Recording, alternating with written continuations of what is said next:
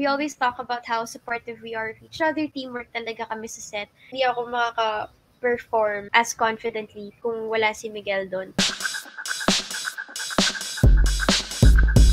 So, Isabel, yun na nga, speaking of Miguel, so first lead role mo to. So, anong pakiramdam na first lead role mo to, tapos ang leading man mo pa is si Miguel?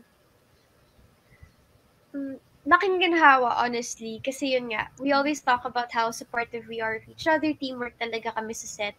And feeling ko, hindi ako makaka-perform as calmly and as confidently kung wala si Miguel doon.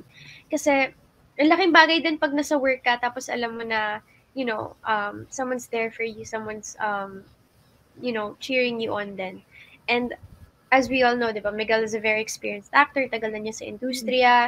So, ang dami ko rin natututunan sa kanya when it comes to the set. And we always say na palagi kaming may open discussion when it comes to our scenes together. So, bago kami mag-take ng scene, pinag-uusapan namin yung eksena, na-analyze namin. And then, at the same time, pinag-uusapan namin kung paano namin i-execute, kung ano yung goal nung character na to sa scene na to, which is one of the things na talagang yung acting coach namin sa Voltes 5 is tinuro sa amin.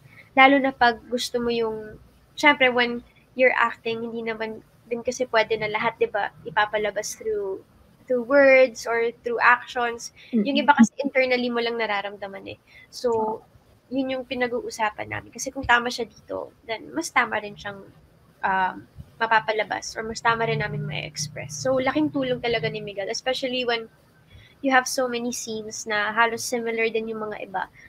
Yeah. It's so important to talk about those when you have to differentiate those scenes talaga. Para hindi redundant, hindi repetitive.